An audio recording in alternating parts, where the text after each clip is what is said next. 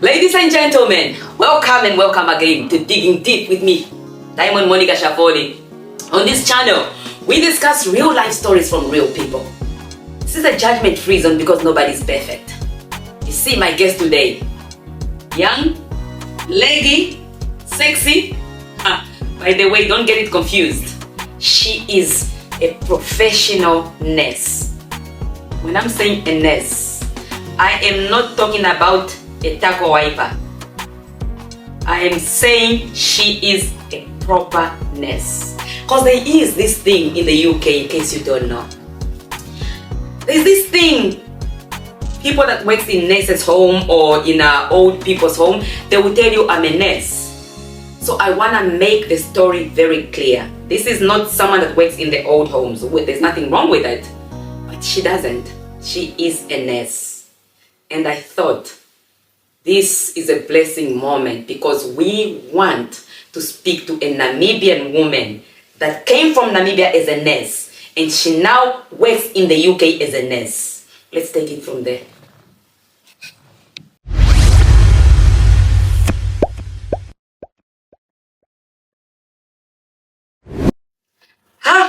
My dear, you see my people, they're seeing a nurse. They want to hear everything. Please introduce yourself. What's your name? Where you are from in Windhoek? Let's start with that. Okay. Hi everybody. My name is Esther. I am a nurse from Namibia. Yeah. Originally from Umfia. From Umfia. Yeah. Umfia is just a small town in the northern part of Namibia. Yes. Yeah. So that is where I grew up. Part of my life. Yeah. Part of my childhood, and then I moved to Windhoek. Mm-hmm. And then I moved to the north, and then back to university in Windhoek. Where did you study your nursing? So I studied my nursing in University of Namibia in Windhoek campus. In Windhoek campus. Yeah. Okay. You heard it. She studied in Did you work in Namibia as a nurse?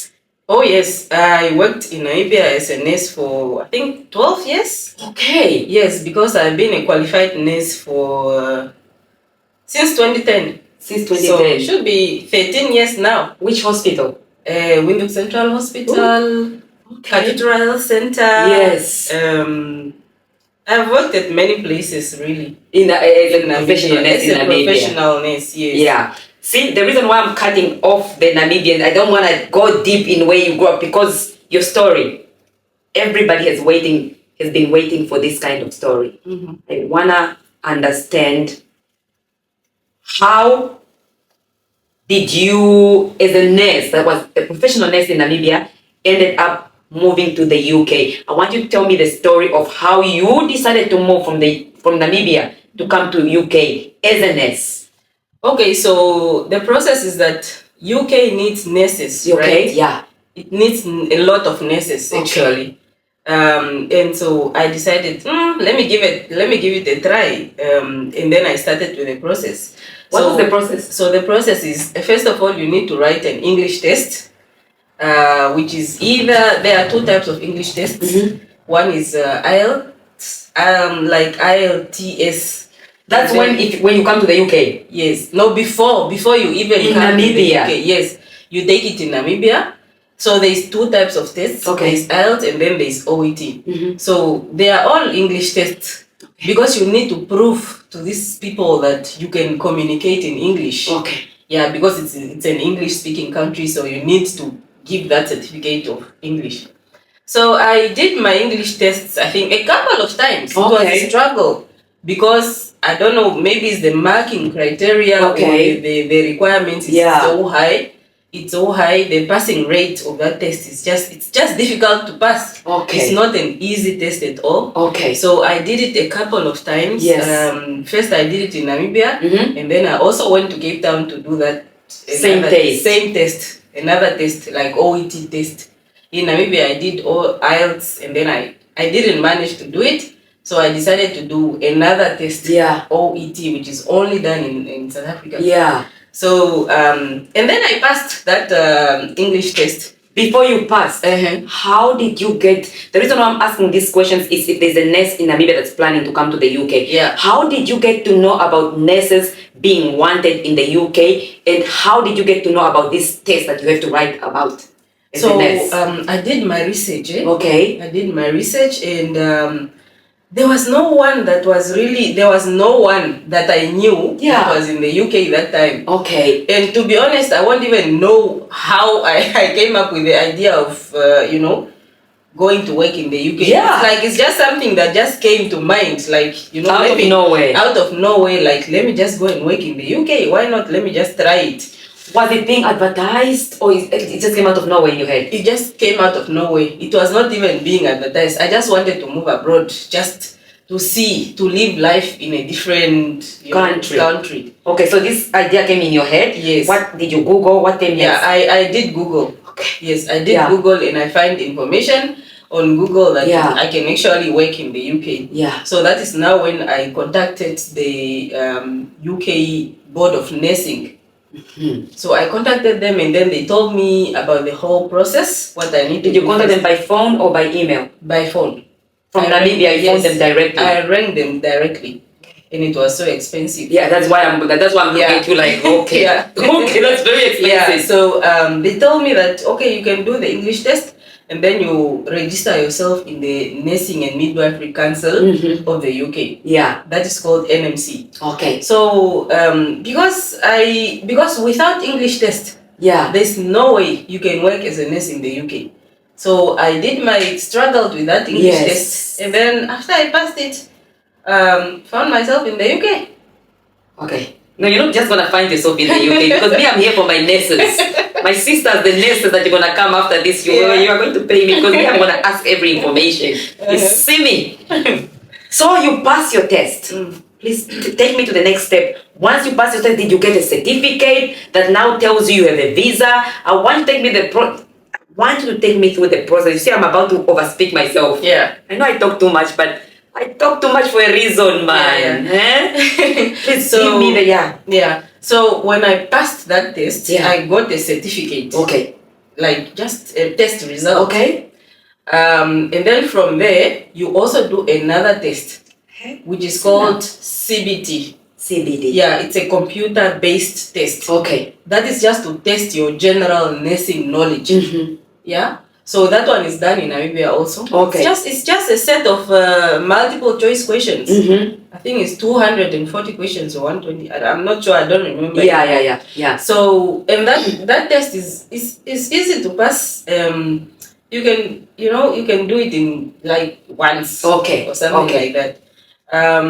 But the first time that I did it, I did it in South Africa. Okay. Because that time it was not in Namibia. Okay. So I had to travel to South Africa again for that second test, that CBT test. Okay, so once I passed now that CBT test, that is now when I started looking for a job, hunting for a job. While you were in Namibia? Yes. How were you hunting for a job while you were in Namibia?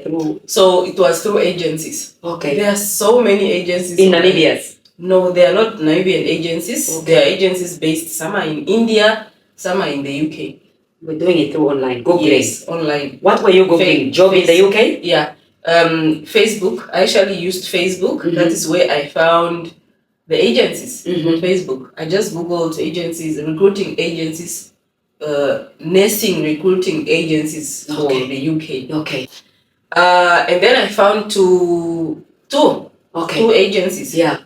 So one is owned by a South African nurse that lived in the UK for over 20 years. Okay. So she came as a nurse, and she decided she's going to make an agency to recruit nurses. A recruiting agency. Yeah.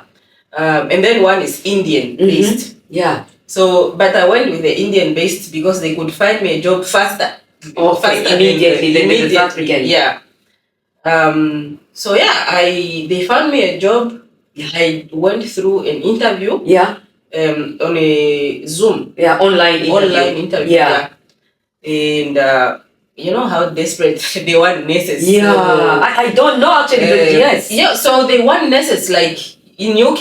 If you are a nurse here in the UK, you are more like a cake. You are more like a icing on top of a cake. Yeah, you know what I mean? Upper hand. Yes. So they would grab you immediately. Fast. You will not even last a month once you have that English test. Okay. They will grab you immediately. So I got that interview, the very first interview that I did. I got the job. And once you get that job, now they will give you a certificate of sponsorship. They will sponsor you. They will sponsor you. That means they gave you a job. Yes. A contract of 3 years. Yes. They will pay for your flight ticket. They will pay for your accommodation for like 3 months, or it depends from employer to employer. Did you pay any money to this agency? No. You didn't pay anything to the agent? No. Okay. And if you find an agency that is asking you for money, then you should know that is not. Yeah, that is not. So you paid nothing. Nothing at all. Right. Nothing. You don't pay an agency to find you a job here in the UK. Okay. Nothing. Because the agency is paid by the hospital, not you. It's paid by the employer for finding them a nurse. Then they will pay them, not you. So if you find yourself an agency that is asking you money, then you just know that you need to run. You need to run as fast as you can. As fast as you can with your money. Okay. Yeah. So take me, what was the next step after that? So I got the COS, that is certificate of sponsorship. Yeah. That states everything that Esther, I've gotten this job for 3 years. Yes. In this hospital, accommodation is provided. Yes. And then there's another test that you need to do. The third test. The third test. Yeah. That you need to come, which is OSCE. This OCD and DOCD and this one is now OSCE. Yeah. Right. So this is now OSCE. Yeah. It's another testing. It's just also testing your knowledge, your nursing knowledge again. Practical. Now this is practical. Okay. Now. This is practical. Yes. If they ask you to give injection, they will observe you giving that injection. Then they know that you qualify. Or you are dressing a wound, they are observing. So this is practical. They gave you this test before you came to the UK? No, this is done when you come to the UK. When you land in the UK. Okay. So you go through a 6 weeks training. Yeah. They first train you how they like their things done. Yeah. Because you didn't tell me how you ended up getting your visa. Oh yes. Yeah. Yes. Because you're with the agent, and then you found the agent, they got you a job and you are going to be employed. I want you to tell me, how did you get the visa? Because a girl out there that's a nurse, that's one thing. I don't want all the Namibian nurses to run out of Namibia. We still need nurses when we're in Namibia. Yeah. But in case there's a nurse that wants to come, I want you to tell me, how did you get the visa? Yeah. Yeah. Good question. Yeah. So once you get the certificate of sponsorship, the employment, that is what you use to apply for your visa. Yourself, not the agency. Yourself. In Namibia? In Namibia. Okay. So, like in my case, my agency helped me to apply for a visa. But still, even though they helped me, I still completed the application myself. Okay. And then they just double checked it to make sure that I answered all the questions correctly. Right. Yeah, right. I know the British Embassy is in South Africa. Yes. So you filled in the forms, and then you said, did you send your documents yourself in Namibia, in Windhoek, to South Africa? There's actually a TLS contact in Namibia. Okay. Yeah, there's an office in Namibia. Okay. Yeah. So that is where that's where I went to do the biometrics and submit the, first you do the online application, visa application online, and then they will give you a biometric date, appointment date, where they are going to take your fingerprints, and they are going to take your photos and all that. Yeah. That is all done in Namibia. Okay. Yeah.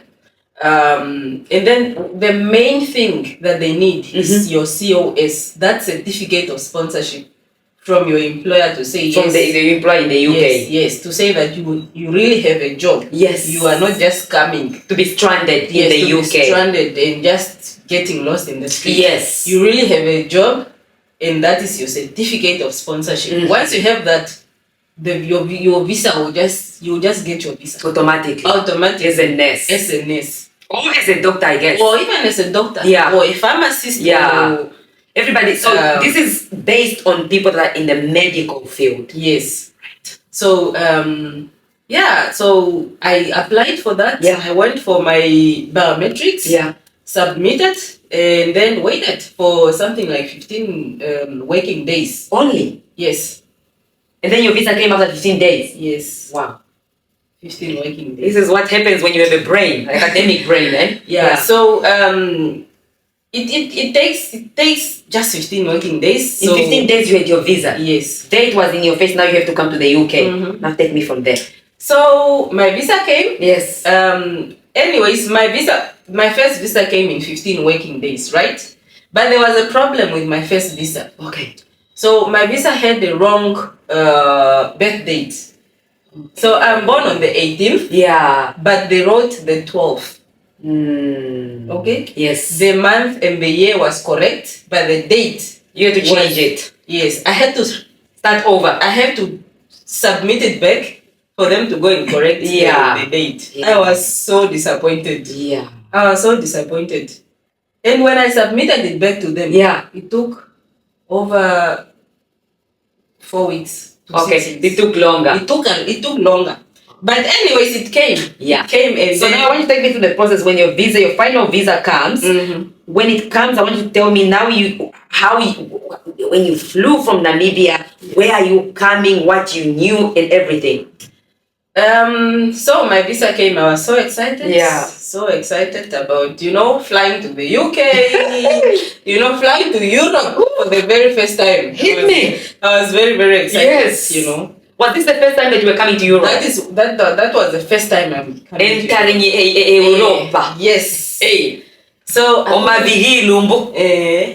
couldn't even sleep that day, I was just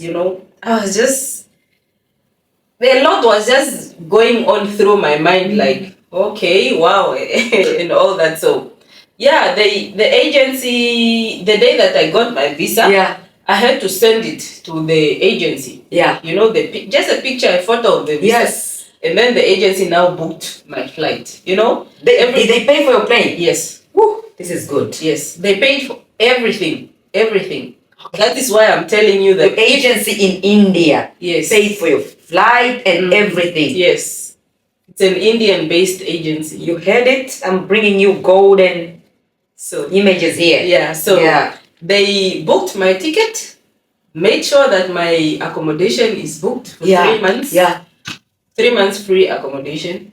My transfer from the airport to the accommodation. That is from Heathrow to Liverpool. Okay. And then my food for 3 months. Okay. Yeah. Were you in a hotel when you came to the UK? I was in a student accommodation. Okay. Like it's a shared house. Is it a hostel? Is it a shared house? It's more like a hostel. There's a kitchen and a sitting room and just rooms with toilet each. Like you have your own toilet in your room. It was okay. It was okay. What was the feeling the moment you landed in that place? Wow.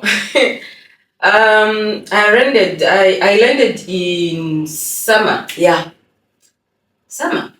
September. Okay. Yeah, June, July, August. End of summer. Yeah, end of summer. Yeah. It was almost starting winter. Yeah. So it was raining so much. It was raining so much. And I remember I had this small umbrella. That you came from Namibia? Yes, that I came from Namibia. That was not even strong. Okay. I remember I was walking to the train station with my umbrella. And just the moment it was windy, the moment I just left my room, the umbrella is broken. It's broken already. Okay. And I was looking at my colleagues because we were in a cohort, like we were in a group of nurses. Yeah. Others are from India, others are from Philippines. India and Philippines. Everybody in that apartment that you were living, they were all nurses? They were all nurses. Okay. They were all nurses. Okay. We were in one group. Okay. Yeah, so I remember that day, I don't know, I was even thinking, when did these guys buy their umbrellas? Because theirs were so strong. Well, your umbrella was African. Yeah, mine was just, I don't know what happened. But so we started training for that OSCE test that I was talking about. Yeah. Because you need to be trained before you go and write that test. Okay. So we started that training and it took like 6 weeks.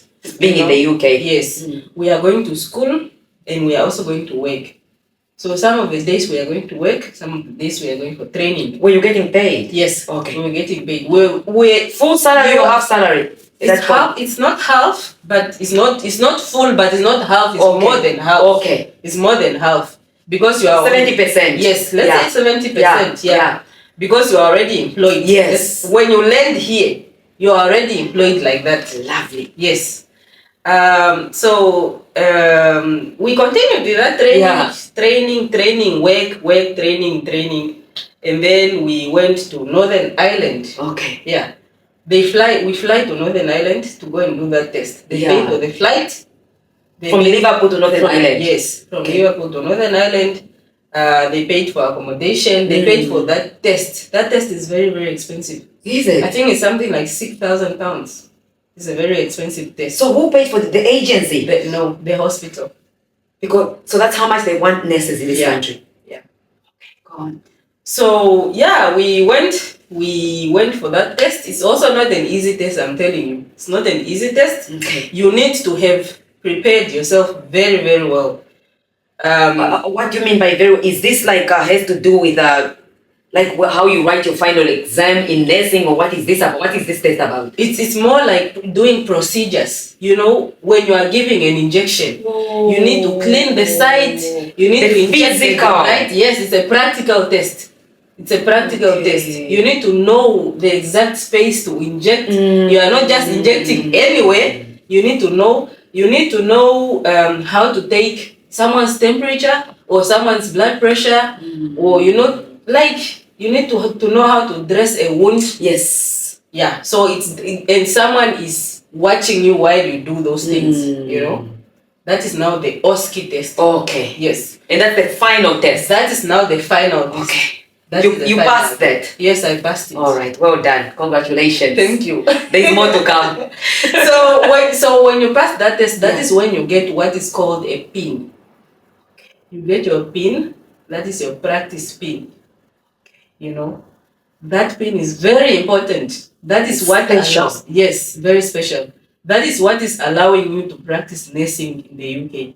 You are now a fully qualified nurse when you have that pin. When you got that pin, did you now finally move out of this accommodation, or you continued staying in this accommodation? Because now you got the pin, meaning now you can practice as a nurse. Yeah. Were you still living there? Yeah, so that accommodation was for 3 months. Okay. Yeah. So, and the OSCE training also took something around 2.5 months. Okay. So that means when we passed our OSCE test, yes, we had to move out now. Okay. We had to move out and look for our own accommodation now. With your own money, or with your own agency? Money. Now it's with your own money. Now you are now on your own.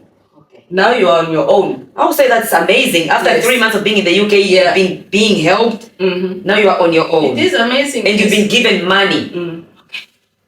Yeah. So you are now given that time to look for your own accommodation. Yes. Which we were also lucky because the hospital that employed us also had accommodation. Yeah. Like nurses' homage in Namibia. So the nurses back home in Namibia in Windhoek, like some nurses friends. They are nurses at Central Hospital, but they also have nursing home. Yeah. It was like that. It was like that. At our hospital, they had a nursing home. Yes. There. Just behind the hospital. Flats there. That's nice. It's a shared accommodation, of course, but we all know the situation in the UK. We share. Most of the people share houses here, share accommodation and all that. So it was just a flat with a kitchen and rooms. Yes. As long as you have your own room, you have your own privacy, it's fine. Yes. And there's a common toilet. You don't have a toilet in your own room like the first accommodation. Yeah. But here there's a common toilet and a shower. So you moved in a nurse's home? Yes, I moved in there. From there I moved to the nursing home. And it's much cheaper. Yeah. It's much cheaper. Cheaper than where you were living before? Yes. Or even cheaper than in general renting in the UK. Because here everything is just included. Yeah. All the bills are included. Yes. It's cheaper. It's really cheaper. Please give me the picture of that whole thing. So, it was so good. Yes. Because it's just behind the hospital. 3 minutes walk, you are in work. You know? When we first arrived, the first accommodation was so far from work. Yes. We had to take a bus. Yeah. Yeah. We had to take a bus that took us something like 20 to 30 minutes to get to work. Yes. And when you come out of work, it's raining, it's so windy, you are waiting for a bus, sometimes you miss the bus, you are waiting for the next one in the next 15 minutes or even in the next 30 minutes. Yes. And on weekends or public holidays, sometimes there's not even a bus. You have to take taxi, which is expensive. Yes. So when we moved here, close to work, we were so happy. Yeah. We were so happy because we were saved. Yes. You don't care if it's weekend, public holiday, whatsoever. You don't use public transport. You walk to work. Tell me about your experience you're coming from Namibia where, I don't want to mention color, but you are now working with majority that are white people. What was your experience? Were you scared? Were you not scared? Can you give me that feeling the first time you went to work? Yeah. And how you were treated by the British nurses that, the managers. Yeah. Give me that picture. So it was not easy, to be honest. It was not easy. Coming from Namibia, obviously coming from that community, being a black person, you're coming from the community that you know, that you are used to, and you're coming to work with people, a community that is different, that is new to you. You know? So first of all, you need to accept their culture, the way they do things, their language, their accent. Yeah. Like in Liverpool, there is a different accent. This house. I don't even understand how this. I cannot understand anybody from Liverpool. Yeah. So it's very, very difficult. It's challenging to even understand them the way they are talking. So sometimes you don't even want to be asking, excuse me, what did you say? You are afraid. You are afraid. Or you feel like you are annoying people or something like that.